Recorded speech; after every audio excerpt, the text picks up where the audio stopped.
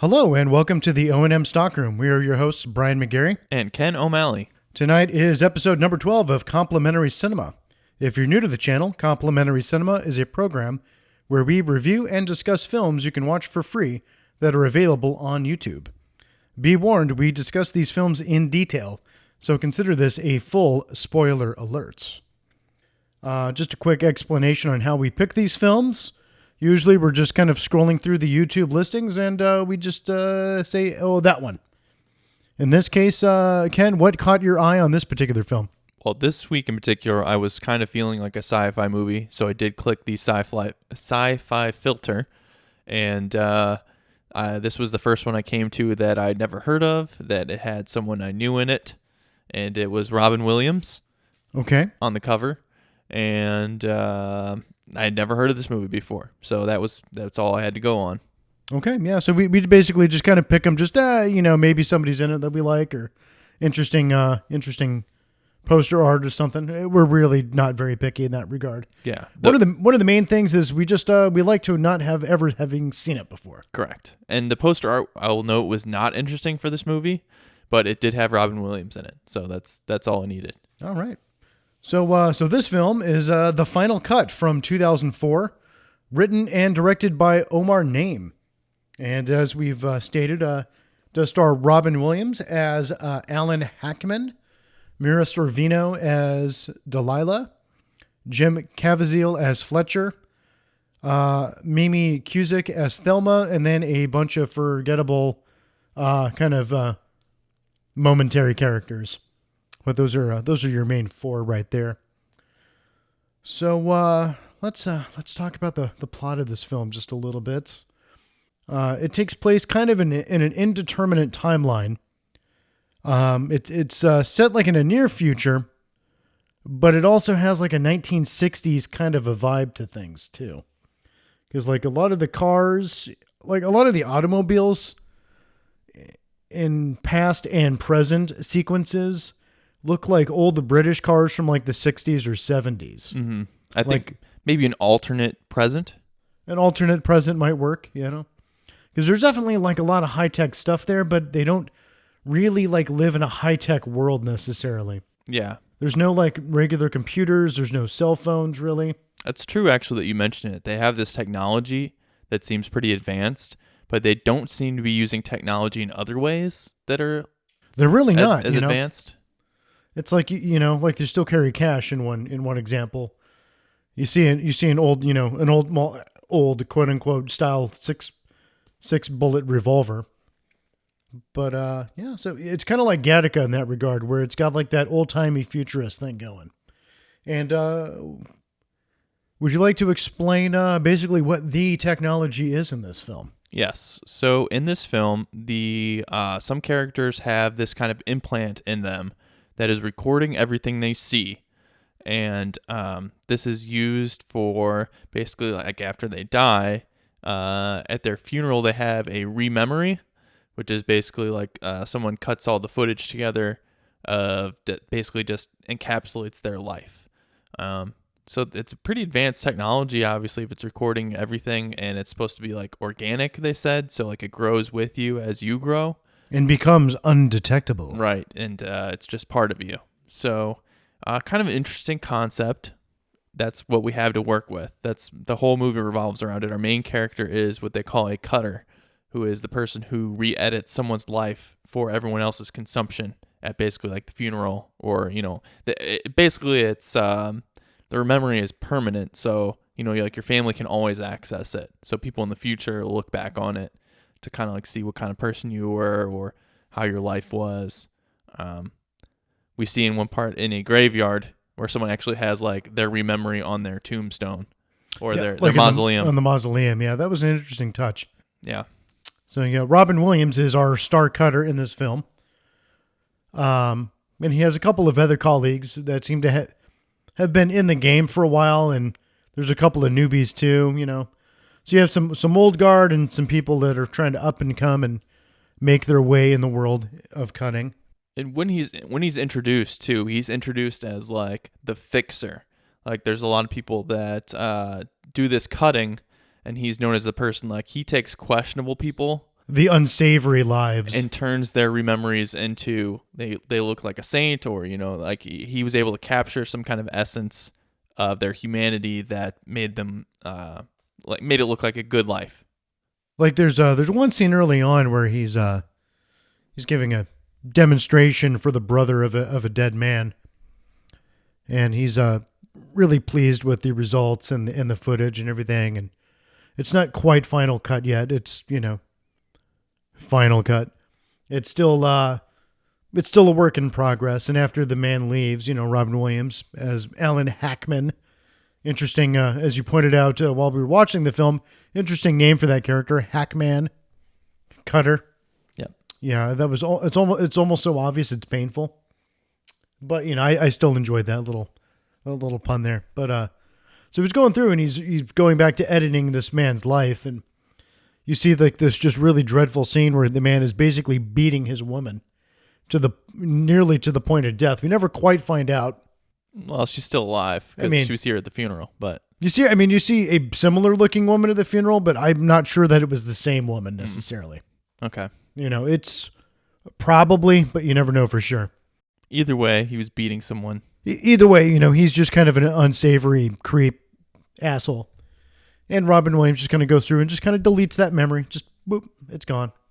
So yeah, definitely a fixer of the unseemly and the unsavory. But he definitely sees himself kind of as an artist too, in the way that he cuts things. We see a couple other short films that he's made about people's life. I forget what he calls them. They're like mini something.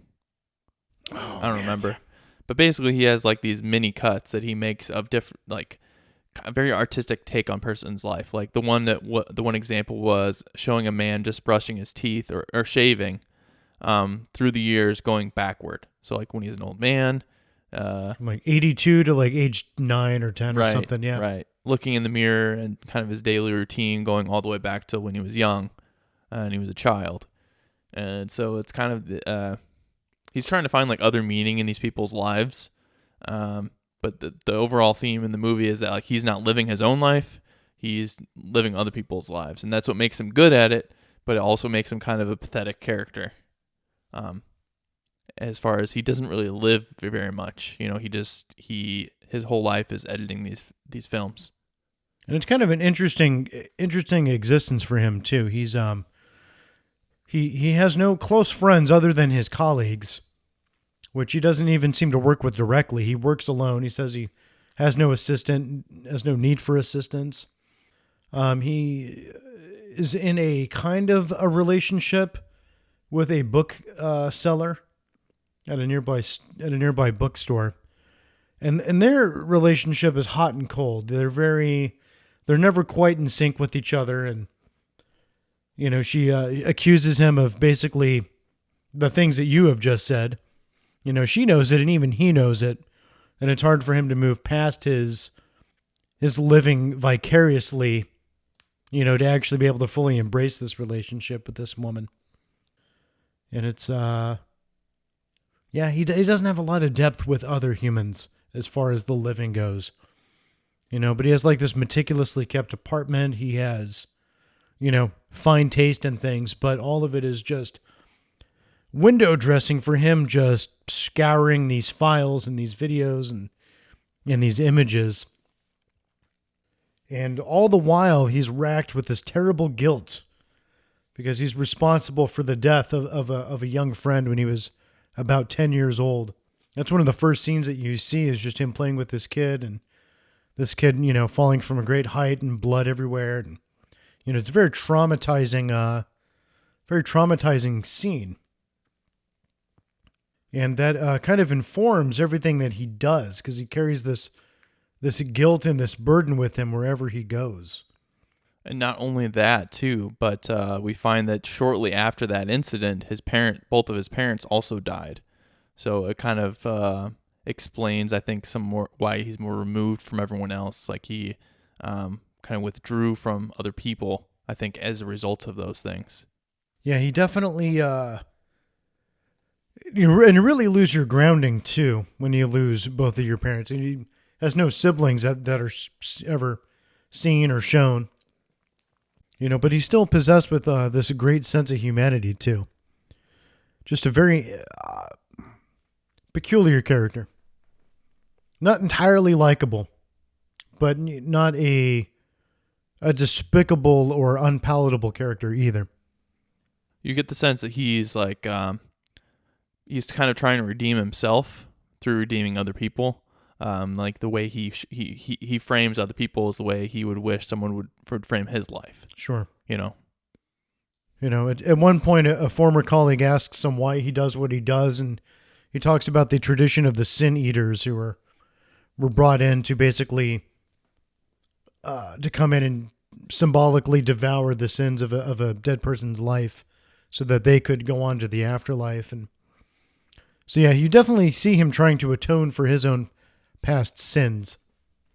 So that's basically the background and the world for this character. And then the plot thickens when a top lawyer for the company that makes these implants, the Zoe implant as it's known, some top lawyer, Charles Bannister, dies. And he has a reputation for not being a particularly kind, gentle, or upright citizen. And the case to do the editing and the rememory comes to Robin Williams, which he of course accepts because that's what he does. He takes these dirty jobs that others won't.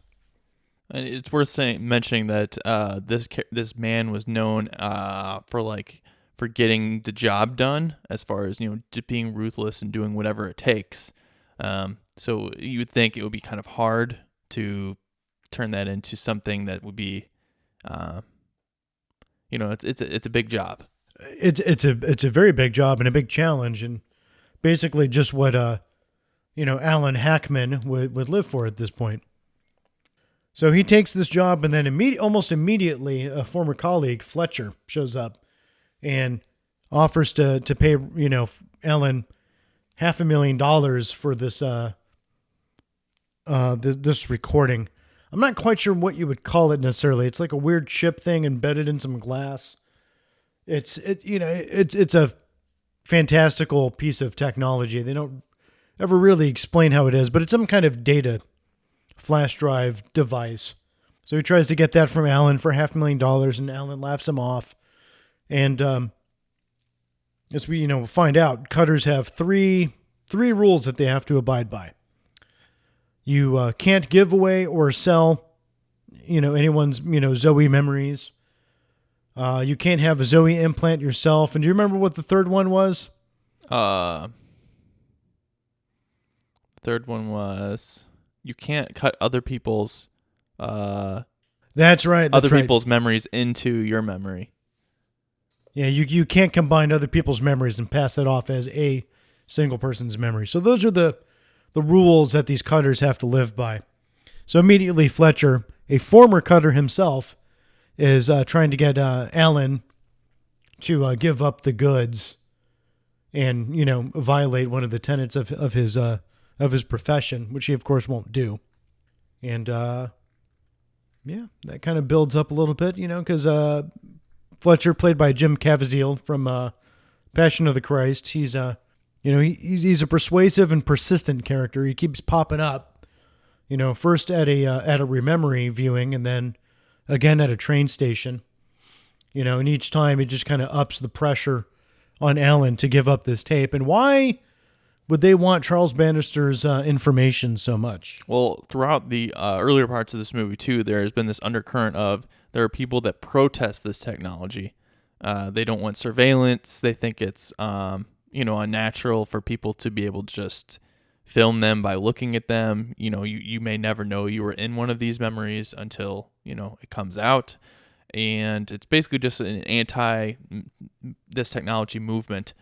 And there's people that they've tattooed themselves these special electrosynthetic ink, yes, which supposedly blocks and disrupts Zoe recordings. Yep. So it makes it so that it can't be recorded, or it's blurry or whatever. Mm-hmm. It messes up the signal.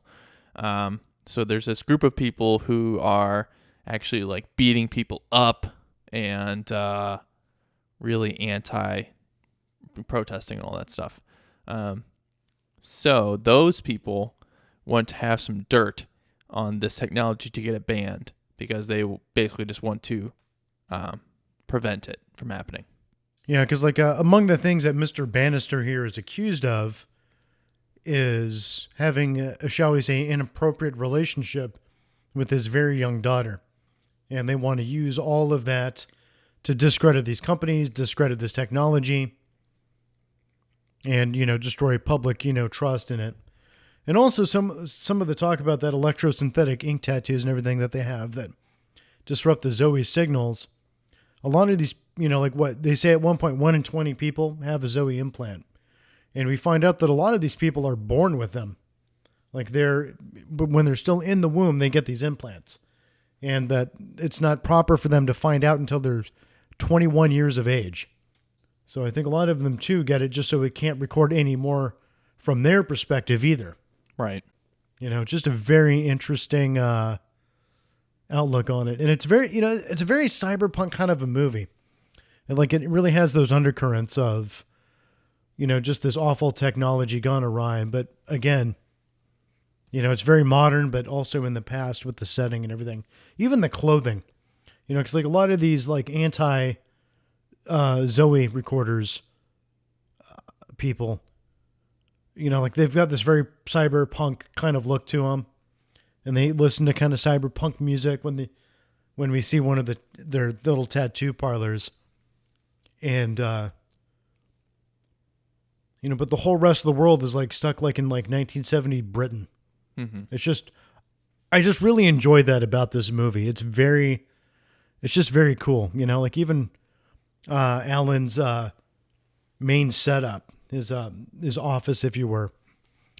You were pointing out like how classy it was because it's like a nice 3-screen computer with like you have a standard keyboard, but then some other interesting little devices on each side, and everything is just like in this beautiful wood paneling, kind of like an old huge hi-fi from like the like late 60s, early 70s. Yeah, like his workstation looks amazing. It really does, and it makes you kind of lament all of like the plastic, glass, and steel that we have now. Mm-hmm. Like in modern offices and everything. Like if you can imagine, like if your just workstation blended that well in with your entire office. Yeah. And I mean that is definitely, he even mentions like I don't know if it's true or not, but he mentions like it's an older model.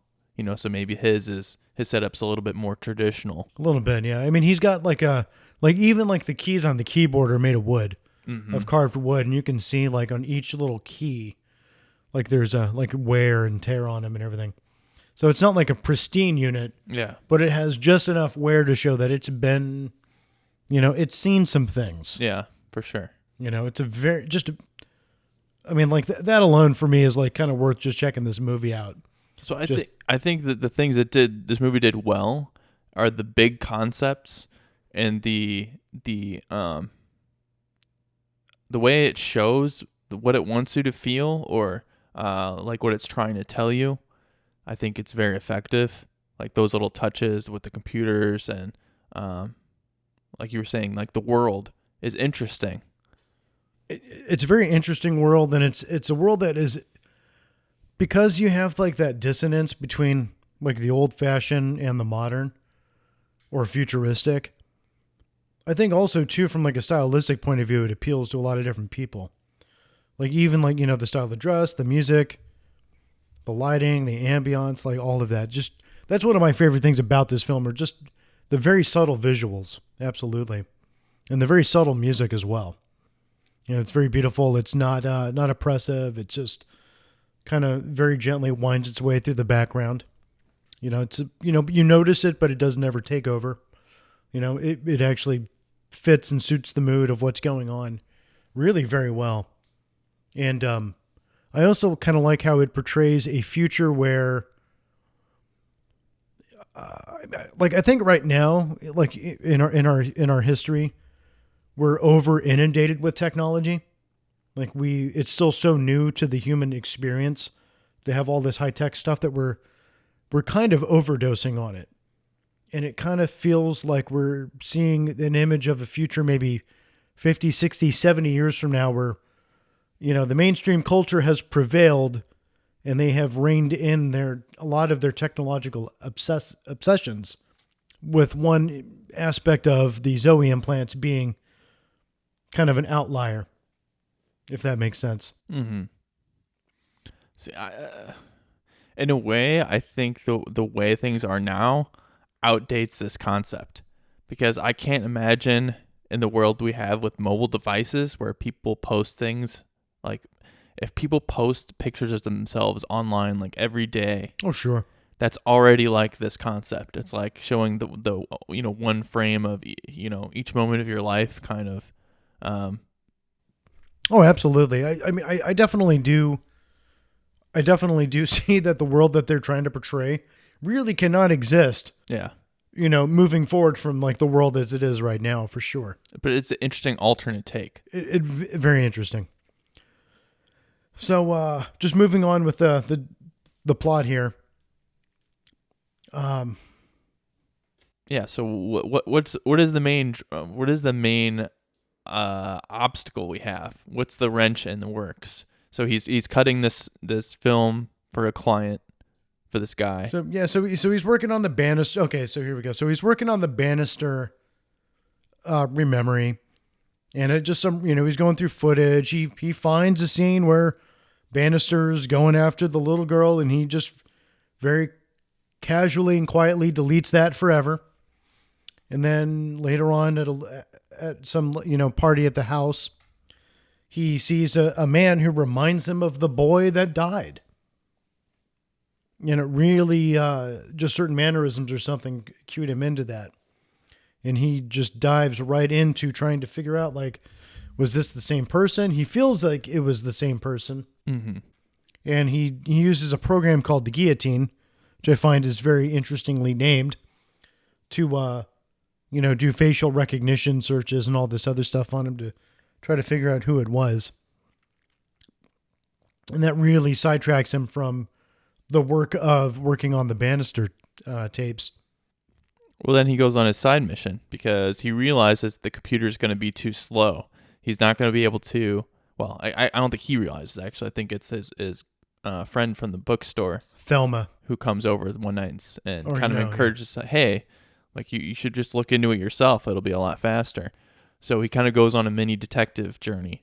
So he goes, and there's one scene I love that we don't ever really like it happens this one time, and I wish it happened more, of the fact that like he's seen all these people's lives and like has the dirt on everyone. So he goes and finds this one guy he knows from someone's tape and kind of blackmails him into getting him a gun. Yeah. Because at this point, he's a little concerned for himself with all the protests going on and people getting beat up. And Fletcher's chasing him. And Fletcher has kind of threatened him at this point. So it's kind of interesting. They could have definitely taken that a little bit further. But it's funny, yeah, because like he knows the guy's name, he knows his sins. Yeah. And he just corners him in a bathroom and just lays it out, and he's like, like basically says, hey, you're responsible for this guy's death, and I just want the same thing that this guy wanted, which is a gun. And he pays for the gun with cash. Yep. Just interesting. Yeah, interesting. That was an interesting little aspect of that character too. Like when it came down to it, he was definitely not going to have any scruples about using what he has learned to his advantage if he needed to. Right. So anyway, he goes to look for files and stuff because once he gets the name actually from the daughter in the film, the little girl who may have been abused by the father. She actually knows the name of the person, and it was someone who was her teacher, Lewis Hunt. So we go on a journey to find his file on him and to try to retrieve his memory to see how he was alive, basically, because we think that he died. Yeah, Lewis Hunt supposedly died a year prior. Yeah. Well, we thought he died when he was a kid. But first of all, but then we find out that he's died a year later. A year before the current events. Right. Yeah. I'm sorry. He died recently. Yeah. So with some help, he breaks into the and this was the whole reason for our character's tortured backstory is that he thought he was the reason that this other kid died when he was a kid. And then left him there because he was scared. Yeah. And yeah, so he breaks in where they keep all the records for these things, and he doesn't find a Zoe recording for Lewis Hunt. What does he find though? He finds his own file. He does. With his name on it. Isn't that a bitch? Yes. Because one of the main tenets of being a cutter is you cannot have a Zoe implant yourself. Correct.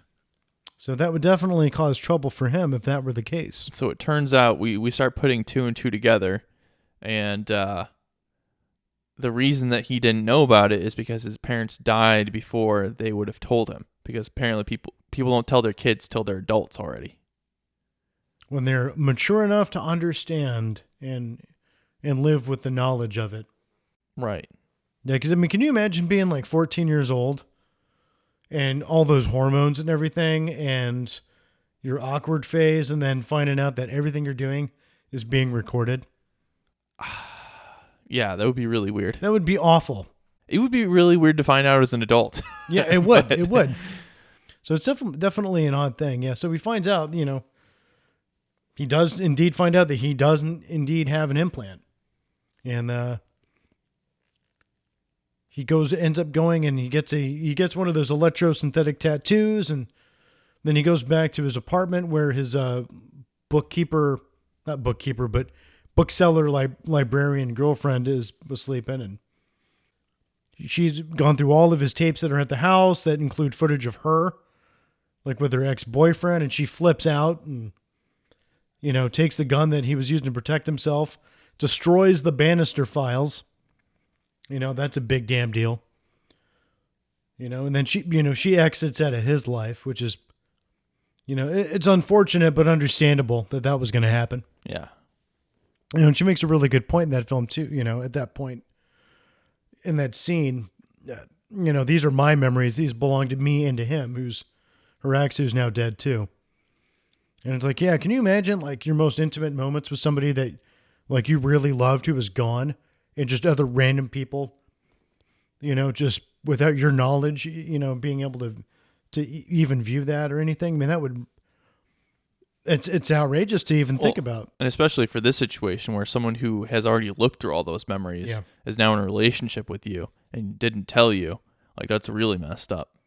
Yeah, it is. So, I mean, that's a huge conflict of interest there. And also just, I mean, how would you even move past that? I mean, obviously you don't. You just, you're certainly not in this case. So that's what happened there. And so afterward, he's like, all right, so the Bannister file's destroyed, and that was his main source of information for, Lewis Hunt. So he goes back to his colleagues and, informs them, hey, I have an implant and I need you to, crack into my implant and I need to look at my memories. And at first I thought it was because, he needs to save the work focused part of me is thinking like, oh God, well, yeah, he's got to save the Bannister stuff if he can, because, that's important to that family and they're going to want that stuff. I don't think that's just because that was the work part of you. I think that this is the part of the movie that got muddled. Yeah. I think this is where we took a little bit of a turn. I mean, yes, this is our main character, and really his story is the most important part. But the problem is that we solved his story at this point in the film. And so then the rest of the film had to be back to business. You know what I'm saying? Like, yeah. We solved the main character's story first, and then we went back to the business to tie up the loose ends. Right. Yeah. Yeah, I can see that. Yeah, because when he goes through, and he has his friends jack into him, and he can see his memories. Yeah. Which apparently is a very dangerous process. And, one other time they attempted it, the woman got fried, basically. Right. And, he basically sees in his little flashbacks that he actually, it wasn't as bad as he remembered. And it wasn't quite as he remembered, which is something they allude to earlier in the film at another rememory, where, like, you may not remember the correct colors of things or that kind of thing, and how often that Right. sort of phenomena takes place. You can't trust the memories, especially from that long ago, because your memory now is a memory of the last time you remembered, and everything's not clear in your memory. Isn't that amazing how that happens? Man, kind of scary to think about too. But yeah, so basically, he feels absolved. It's like, okay, the kid wasn't covered in blood. Certain, he actually did try to help him. The kid was breathing. The kid was breathing. It When he wasn't, left him. it wasn't as bad as he thought, but in his fear at that age and everything, he experienced those events differently. But yeah, so he does resolve his own inner conflict in that moment. And then then there's the loose ends. Let's talk about the loose ends here. So, Fletcher, we've seen Fletcher was out in his car, kind of staking out the place, and basically saying, "Hey, we're gonna go in there and get the memory after when he's out. We're just gonna steal it, and then that'll be it. We're gonna hack into it, and we're gonna release the footage ourselves, and the protesters will have a field day with the information, and this technology will be done with." But he doesn't know that it's been shot, and so it doesn't exist anymore. So instead, they end up taking all of his notes. So all of his editing notes he's made when he was cutting the movie. And then they go on their way. And so Alan ends up going to the cemetery where Lewis Hunt is buried. And just kind of to make peace with the man that he had abandoned like decades before. And he puts a little, it's not like not quite like a rabbit's foot, but like a little. It's like a carving. It's like a little carving like on a necklace that he's kind of kept with him all of these years that he took, from the scene where the boy fell. Lays it on the grave and all that. And then there's the final confrontation with Fletcher, and he ends up, being murdered so that they could get his memories and everything. And our last little scene is just, Fletcher, Alan's old colleague, is basically like, your life's going to have meaning someday, I promise. Your death is going to be worth it because people won't have to, deal with this nightmare technology anymore. And I kind of felt like that was a weak ending too, in a lot of ways. It just didn't, there were so many things that I liked that worked well in this film. And then you just kind of get to that last quarter of the film and it just doesn't gel. Which is a bummer because that's when we really needed to come to a point. We needed to go in one direction, and we went too many directions near the end, where it's like we can't resolve this well. Like there is not a clean way to resolve that if that's where you're headed. Yeah, because at some point, because part of it's making sure like the little girl is okay. Yeah. From the family, where her dad was a scumbag, and now his memory is destroyed. So you're free from that now. Like you'll have your own memories, and it's kind of also shown because she has one of the implants that's shown in her final scene, so her memory will be there still. Yeah, in the future, and that'll be the only record left. It turns out that's not the case, but it's too messy. Yeah, it is messy. You have too many subplots right at the end. Like it would have been nice if they all kind of weaved themselves together in a nice bow at the end. But I guess life is messy. This is a messy movie. It doesn't really, it's like many things in life too. It's not that satisfying when you get there. And especially okay, our main character finally has peace. He gets peace with himself and with this boy that he didn't kill, and that he did a good job and everything like that. And then his reward is then he just gets killed. Yeah. Or maybe just to atone for his own sins for, covering up the crimes of just terrible men too. I guess. Maybe there's just a universal justice. I guess maybe they're trying to go for that sin eater, he was in the end, he had to be sacrificed. Yeah, I guess. But it's like even that scene with Delilah, where she shoots the banister tape and screams at him and runs off. It's like, I felt like there should have been more there too. Mm-hmm. I really felt like that should not have been her last scene in the film. Like, so that was in one sense, like that was a very conclusive scene. But on the other, like, it didn't feel like it should have been conclusive. It felt like there should have been a little more at the end there with, a little more reconciliation or something. Mm-hmm. But you don't get it. No. And it's kind of like, what did he have left in his life at this point anyway? Like, his career is over. His career's over. There's no people. His woman's gone. He doesn't have any friends, that's for sure. Not if you count Fletcher. Right. That's the other weird thing. The other really weird choice at the end is that Fletcher shoots at him as he's chasing him around a cemetery, but then ultimately decides to let him go. And then Fletcher's That's such a weird... That was weird. And then Fletcher's goon ends up killing him anyway. Right. And that was just an awkward scene overall. Wasn't it, though? It was very awkward, and it left a weird taste of like my you've mouth. already fired bullets at a man. That you are already willing to end his life. I've already chased him, and I've already basically made your intent clear that you want to kill him. But I'm saying the moment you shoot at someone, that first bullet could have killed him. Yeah. So to after all that, then just let him go. Just for somebody else to kill him. Like, it was so weak. It got so weak at the end. Yeah, it did. And the connective tissue just wasn't there like it was. The middle of the movie was really solid, especially once you started, like, when you got the mystery and, like, oh, he has one of these implants. Like, it was really interesting, and I think it really did deliver on the earlier concepts of the film. And they developed it well, but they didn't know what to do with, like, the whole protest movement other than them just being imposing figures. Yeah, they were just really like they were inconsequential background characters. There were so many of those. Mm-hmm. Like there's the butler at the Bannister house that you see a few times. He's of no consequence. Bannister's widow is of no consequence. True. And we see her a few times and she has speaking lines. There's yeah. There's so many characters in this film that are inconsequential. There's only like 4 actual people in the film of any real consequence.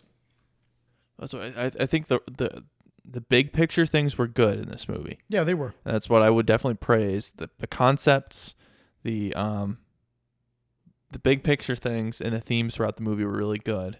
But then I think the minutia of the movie and the small details is what it kind of falls flat. Which is unfortunate because they got so many of the small details just right at the beginning. Mm-hmm. Like they were doing the middle. They were doing from the beginning and through the middle. They were doing really good with that, and it just didn't go anywhere or add up at the end. Because I think part of it too is we're kept in suspense as far as where is this headed. So until we know where we're headed, it's interesting. That's why I think the second act, the middle of the movie, is really interesting, especially when we get kind of the twists and turns. But it doesn't go towards a satisfying conclusion, because it's really not at the end. And it's funny because I was excited when you proposed this film tonight, because it's a Robin Williams film. I love Robin Williams. I thought I have either seen or knew of most of every film he had done.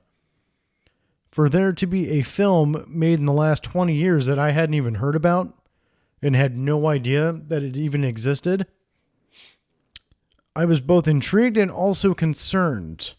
Yeah. And I think we know why we hadn't heard of this one yet, is because it just ultimately isn't very good. It has a lot of potential, has a lot of promise, and it never quite gets there. And like, I like him, and he's been in a couple serious movies where I thought maybe this was going to be more like that, which the tone is a little more serious. And it definitely from that same era of filmmaking, like Insomnia and 1 Hour Photo, when he was pursuing the more dramatic roles. And, but it's like, people still talk about those other 2 films. They don't talk about this one, at least not on my radar. Yeah. So it's too bad. Yeah, I don't think this was a popular film by any stretch. No. I mean, it almost makes you wonder, was it direct to video? I don't. I'm sure it wasn't, but it wasn't long in the theaters for that matter. Right. So, best performance in this film. I mean, for me, it's Robin Williams hands down. Yeah. He's great in everything, just about. He was very believable as like he was awkward a lot, like in a good way, as far as this character who like doesn't have any friends or family. Like he played that, I think, really well. But also just kind of being this like artistic person who's way up their own ass. Like, oh, a little bit, yeah. You know what I mean? He also plays a wider range of emotions in here too. I mean, he does the whole stoic like mortuary keeper kind of thing really well. Yeah. But like when he is, in serious mental and physical duress, you see that as well. When he's torn by conflict, you can see that really well. And it's at the right level, the right intensity. He was a master at what he did, and I love that. And in that said, I mean, let's talk about the most useless and extraneous characters. We already touched up on that a little bit. There's a whole lot of inconsequential background characters, but let's talk about like some of the main few here, as you have, Mira Sorvino's Delilah, Jim Caviezel's Fletcher, and Mimi's Thelma. And I don't think that any. Well, the girlfriend's useful to show how disconnected from reality he is. So I do think that she plays an important part. She does. And the acting in that role was well done. But here's the thing. I can't really say that about any of the other supporting actors.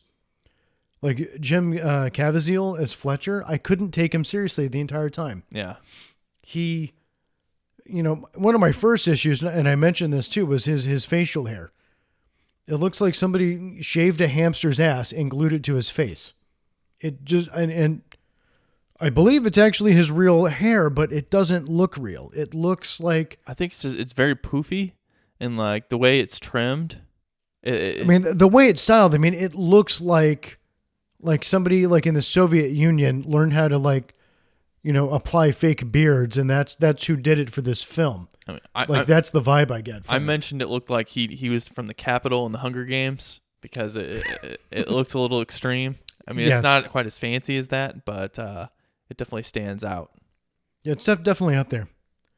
Yeah, but he looks kind of silly, and then his voice, his vocal intonations, they just felt a little too.